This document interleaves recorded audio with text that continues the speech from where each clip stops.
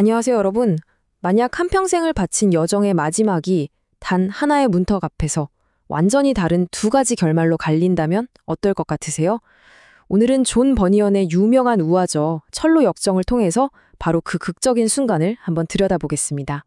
자, 이 이야기의 중심에는요, 아주 다른 두 종류의 순례자가 있습니다. 바로 크리스천과 소망, 그리고 혼자 길을 가는 무지입니다. 모든 갈등은 바로 이 지점에서 시작돼요. 한쪽은 구원이 오직 은혜로만, 선물로만 가능하다고 믿는 반면에 다른 한쪽은 자신의 선한 행동이 구원의 아주 중요한 부분이라고 굳게 믿고 있죠. 이 작은 차이가 과연 어떤 엄청난 결말을 낳게 될까요? 드디어 마지막 시련을 바로 앞둔 크리스천과 소망. 그들은 천성의 문턱에 있는 퓰라라는 아주 평화로운 땅에 도착합니다. 모든 고통이 멎고 감미로운 공기가 흐르는 곳. 그리고 저 멀리 그들이 평생을 걸어온 목적지가 눈앞에 선명하게 보이는 곳이죠. 상상만 해도 정말 평화롭죠? 목적지를 눈앞에 두니까 이들의 마음은 정말 엄청난 갈망으로 가득 차게 됩니다. 책에서는 이걸 상사병에 걸렸다고 표현할 정도예요. 말 그대로 무언가를 너무나 간절히 원해서 몸져누울 지경에 이르렀다는 거죠. 하지만 천성에 이르기 직전 모든 순례자는 반드시 건너야 할 마지막 관문과 마주하게 됩니다. 바로 죽음의 강이죠. 이 강에는 다리가 없어요. 왜냐하면 역사상 단 두 사람을 빼고는 아무도 피할 수 없었던 우리 인간의 마지막 과정, 바로 죽음을 상징하기 때문입니다. 당연히 궁금하겠죠. 그래서 순례자들이 묻습니다. 강이 깊습니까? 아니면 얕습니까? 이 마지막 시험이 얼마나 고통스러울지 조금이라도 가늠해보고 싶었던 거예요. 그런데 돌아온 대답이 정말 의미심장합니다. 강의 깊이는 왕에 대한 당신의 믿음에 달려 있다. 다시 말해서 이 마지막 시험은 정해진 난이도가 있는 게 아니라 순전히 순례자 개인의 내면 상태에 달려 있다는 뜻입니다. 자, 바로 이 지점에서 이야기는 가장 극적인 클라이맥스로 치닫습니다. 믿음이 현실을 만든다는 이 말이 과연 어떻게 펼쳐질까요?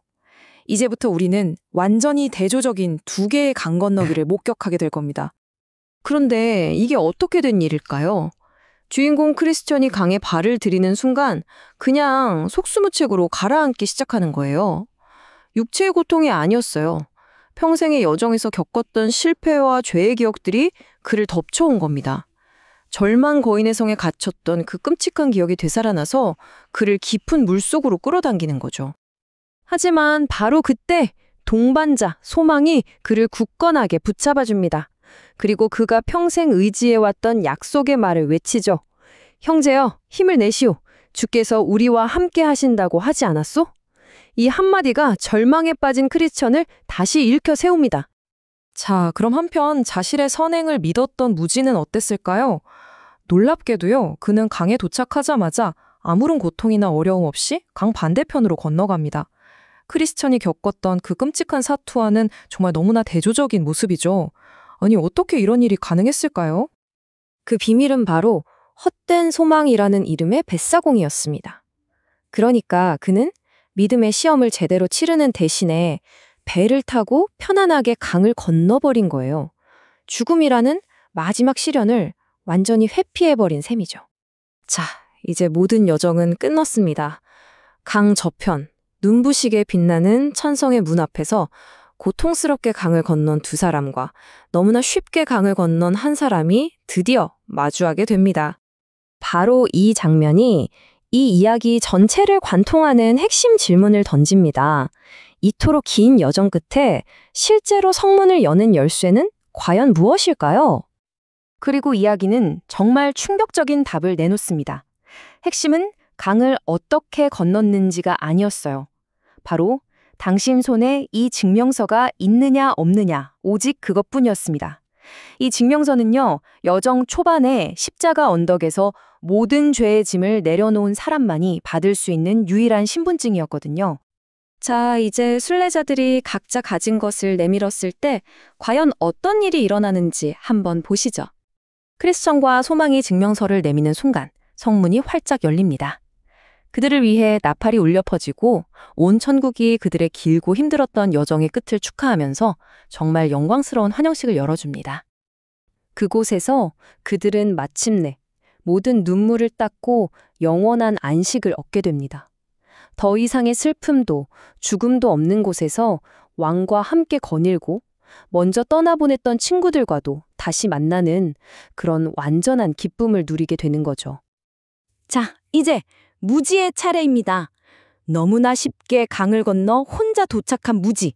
그는 이제 자신만만하게 바로 그 성문을 두드립니다.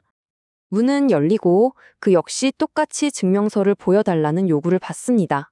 하지만 그는 당황해서 주머니를 뒤적일 뿐이에요. 자신의 선행과 노력이면 충분하다고 믿었기 때문에 애초에 증명서를 받은 적조차 없었던 겁니다. 그리고 침묵 속에서 왕의 차갑고 최종적인 명령이 떨어집니다. 저자의 손발을 묶어 밖에 어두운 데로 내쫓아라. 이야기는 정말 가장 충격적인 이미지로 끝을 맺는데요.